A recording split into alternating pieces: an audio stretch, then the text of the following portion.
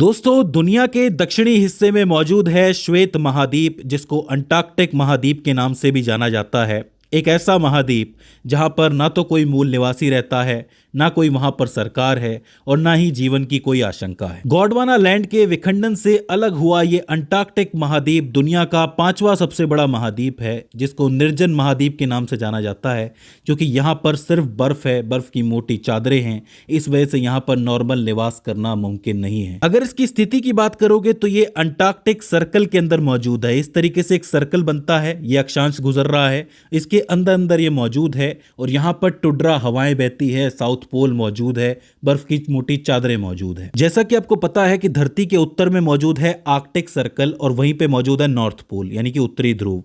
उसी का जो अपोजिट होता है, विलोम होता है, उसी को हम अंटार्कटिक कहते हैं। तो मतलब अंटार्कटिक जो है सिर्फ आर्कटिक का विलोम हो जाता है, वो नॉर्थ है तो ये साउथ है। इस महाद्वीप के इर्द गिर्द हिंद महासागर, अटलांटिक महासागर और प्रशांत महासागर मिलते हैं, यानी कि तीन महासागरों से ये घिरा हुआ है। अगर आप इसके साइज की बात करोगे तो 1,40,20,000 वर्ग किलोमीटर के अंदर इसका एरिया फैला हुआ है। ये फिर भी रशिया से छोटा है, याद रखना। यहाँ के सबसे ऊंचे पॉइंट की आप बात करोगे तो माउंट विंसन, जिसको विंसन मैसिव के नाम से भी जाना जाता है, जो कि लगभग 4900 मीटर ऊंचा है। और सबसे लोएस्ट पॉइंट की, सबसे निचले पॉइंट की बात करोगे तो वो डैनमैन ग्लेशियर, इसका नाम याद रख लो, डैनमैन ग्लेशियर। ये लगभग 3.5 किलोमीटर तक समुद्र के अंदर डूबा हुआ है। तो इस पूरे ग्लेशियर को डैनमैन ग्लेशियर कहा जाता है। अगर सबसे लंबी श्रृंखला की बात करोगे तो ट्रांस अंटार्कटिक श्रृंखला, ये जो एक पूरी श्रृंखला आपको नजर आ रही है, लगभग 3,500 किलोमीटर के अंदर ये फैली हुई है और इसको माना जाता है सबसे बड़ी श्रृंखला अंटार्कटिक की। अंटार्कटिक के पश्चिमी हिस्से में जो प्रायद्वीप आपको नजर आ रहा है, ये पूरी तरीके से वॉल्केनोज यानी कि ज्वालामुखी से भरा हुआ है। मैं आपको बता दूं कि यहाँ का सबसे सक्रिय ज्वालामुखी है माउंट एरबुस शिखर, जो कि यहाँ मौजूद है। इसके अलावा यहाँ पर एक पाल्मर प्रायद्वीप है, जो कि वर्ष के कुछ समय के लिए बर्फ से मुक्त रहता है। मतलब यहाँ पे थोड़े समय के लिए बर्फ नहीं रहती है। यही कारण है कि यहाँ पर काई और लाइकेन जैसी वनस्पतियों का विकास होता है। तो ये हिस्सा आपको स्पेशली याद रखना है कि ये बर्फ से मुक्त रहता है थोड़े समय के लिए। अंटार्कटिक का सबसे बड़ा ग्लेशियर जो है वो है लैम्बर्ट ग्लेशियर, जो कि लगभग 85 किलोमीटर चौड़ा है और 400 किलोमीटर लंबा है और साथ ही 2500 मीटर डीप है। तो ये तो सबसे बड़ा ग्लेशियर हो जाता है। इसी तरीके से अंटार्कटिका के हिमनदों में आपको पृथ्वी की 90% बर्फ का भंडार मिलेगा। मतलब पूरी धरती का 90% बर्फ कहाँ मौजूद है? अंटार्कटिका के अंदर मौजूद है। इस हिसाब से आप देखोगे तो पृथ्वी का 70% मीठा पानी भी यहीं पर मौजूद है। तो पूरी पृथ्वी के लिए ये जगह बहुत इंपॉर्टेंट हो जाती है। इस पूरी जगह में बर्फ की चादर बहुत ज्यादा मोटी होती है। अगर आप पश्चिमी हिस्से के अंदर देखोगे तो लगभग 1300 मीटर मोटी बर्फ आपको देखने को मिलेगी और पूर्व की तरफ जाओगे तो 2200 मीटर मोटी बर्फ। एक जगह तो यहाँ पर ऐसी है जहां पर बर्फ की थिकनेस लगभग 5000 मीटर है। अब आप सोच के देखो, 5000 मीटर के तो कई पहाड़ होते हैं, तो 5000 मीटर सिर्फ मोटी बर्फ की चादर है यहाँ पर। इसके अलावा यहाँ पर आपको बहुत सी आई शेल्फ भी देखने को मिलेगी, यानी कि हिम चट्टानें। होता क्या है कि बहुत से ग्लेशियर पिघल के या टूट के आ जाते हैं समुद्र के अंदर, तो ऐसे में समुद्र के अंदर बहने वाले इन चट्टानों को ही आई शेल्फ्स कहा जाता है।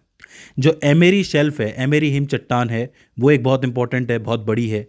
रोनी हिम चट्टान काफ़ी बड़ी है और रॉस हिम चट्टान काफ़ी बड़ी है। तो इन तीनों को आपको याद रखना है, एमेरी, रोनी और रॉस। अब चूंकि यहाँ का कोई मूल निवासी भी नहीं है, इस वजह से यहाँ पर कोई खदान नहीं है, कोई खुदाई नहीं हुई है। यही कारण है कि यहाँ पर बहुत से खनिज पाए जाते हैं, जैसे कि कोयला, लोहा, यूरेनियम, तांबा, तेल और गैस के बड़े भंडार। ऐसा माना जाता है कि या तो ये बिल्कुल अंदर चट्टानों के नीचे दबे हुए हैं या फिर बर्फ़ की शीट्स के नीचे दबे हुए हैं, जो बर्फ़ की चादर है उसके नीचे दबे हुए हैं। इसी चीज़ को ध्यान में रखते हुए साल 1959 में अंटार्कटिका संधि हुई। इस संधि के तहत यह निर्णय लिया गया कि अंटार्कटिका के किसी भी भूभाग पर किसी भी विशेष देश का कब्जा नहीं होगा, बल्कि ये पूरी पृथ्वी का होगा। मतलब सभी देशों का इसके ऊपर अधिकार होगा। इसका जो उपयोग है वो सिर्फ वैज्ञानिक अनुसंधानों के लिए किया जाएगा, जैसे कि कुछ एक्सपेरिमेंट्स होते हैं वो करने के लिए किया जाएगा, और यहाँ पर कोई भी उद्योग नहीं लगाया जाएगा। इस वजह से ये जगह जो है वो पूरी तरीके से प्रदूषण मुक्त मानी जाती है और इसको एक मानक माना जाता है। मतलब इसको स्टैंडर्ड माना जाता है और इसी के हिसाब से बाकी जगहों का प्रदूषण नापा जाता है। इसको स्टैंडर्ड मान के बाकियों का नापते हैं कि बाकी कितना ज़्यादा है, बाकी जगहों पर कितना ज़्यादा है, नापा जाता है। अब चूंकि ये जो महाद्वीप है वैज्ञानिक खोजों के लिए प्रसिद्ध है, यही कारण है कि कई देशों ने यहाँ पर अपनी शोधशालाएं स्थापित की हैं और इसको विज्ञान के लिए समर्पित महाद्वीप का नाम दिया गया है। और इसके अंदर हमारा भारत भी शामिल है। मैं आपको बता दूं कि एस.जेड कासिम के नेतृत्व में भारत ने अपना प्रथम वैज्ञानिक दल इस महाद्वीप पर 1981-82 में भेजा था। ये जो अभियान है जिस क्षेत्र में चलाया गया था उसको दक्षिण गंगोत्री का नाम दिया गया था। ये याद रखना, ये जो जगह है दक्षिण गंगोत्री है। तत्पश्चात इस महाद्वीप के आंतरिक भागों में कदम बढ़ाए गए और मैत्री नाम का एक अनुसंधान क्षेत्र स्थापित किया गया। यहाँ पर मौजूद है मैत्री। ये दूसरा वाला है, पहला है दक्षिण गंगोत्री, दूसरा है मैत्री। दोनों के बीच में कितना डिफरेंस है? सिर्फ 90 किलोमीटर का डिफरेंस है। ये जो मैत्री स्टेशन है ये शिरमारचर ओएसिस नाम की जगह पर लगाया गया है। यहाँ पर बर्फ थोड़ी सी कम है, पथरीला इलाका है और यहाँ पर मीठे पानी की झीलें पाई जाती हैं। जब जब गर्मियों में बर्फ़ पिघलती है तो ये झीलें मीठे पानी से भर जाती हैं और यहीं पर भारत जो है अपना सारा काम करता है। इसके अलावा मैं आपको बता दूं कि भारत ने अपना राष्ट्रीय अंटार्कटिका अध्ययन केंद्र जो है वो गोवा में स्थापित कर रखा है, क्योंकि यहाँ पर भी कोई एक केंद्र बनना चाहिए तो वो गोवा में लगाया गया है। इसके अलावा भारत का एक तीसरा अनुसंधान केंद्र और है जो अंटार्कटिका में मौजूद है, जिसका नाम है भारती। याद रखना भारती। मार्च 2012 से यहाँ पर शोध कार्य जो है वो संचालित किया गया है। इसका उद्देश्य ये है कि भाई जलवायु परिवर्तन चेक करना है, चिकित्सा या फिर भूकंपीय गतिविधि जो है उसका अध्ययन करना है कि भाई भारत पर इसका क्या प्रभाव पड़ेगा और पूरी दुनिया पर क्या प्रभाव पड़ेगा। एक बात नोट करने वाली लिख लेना कि अंटार्कटिका महाद्वीप पर पहुंचने वाले प्रथम भारतीय लेफ्टिनेंट रामचरण थे। इस बात को याद रखना, सवाल बन सकता है कि पहले जो भारतीय थे अंटार्कटिका पर वो कौन थे? लेफ्टिनेंट रामचरण। एक विशेष बात यह है कि अंटार्कटिका महाद्वीप को गतिशील महाद्वीप की भी उपमा दी जाती है, मतलब इसको गतिशील महाद्वीप कहा जाता है क्योंकि बर्फ का प्रसार और उसका पिघलना ऋतु के अनुसार बदलता रहता है। तो कभी इसके साइज में थोड़ा डिफरेंस आ जाता है, कभी ये बढ़ जाता है, कभी कम हो जाता है, इसीलिए इसको थोड़ा सा गतिमान कहा जाता है, गतिशील महाद्वीप।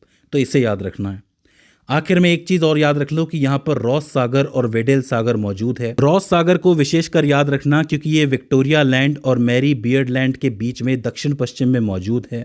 ये जो सागर है पृथ्वी के निर्जनतम क्षेत्र में माना जाता है, मतलब ये एक ऐसा एरिया है जहाँ पर लगभग व्यक्ति देखे ही नहीं गए हैं और इसको गार्डन ऑफ ईडन की संज्ञा दी गई है। गार्डन ऑफ ईडन याद रखना, सवाल बन सकता है। और एक आखिरी बात इसके बारे में याद रखना कि यहाँ पर पर्यावरणीय सचेतता को देखते हुए एक लॉ लगा है जिसका नाम है CCAMLR, बोले तो commission for the conservation of Antarctic marine living resources. ये नाम है, इसको CCAMLR याद रखना। इसने अक्टूबर 2016 में रॉस सागर को विश्व का सबसे बड़ा समुद्री संरक्षित क्षेत्र घोषित किया था।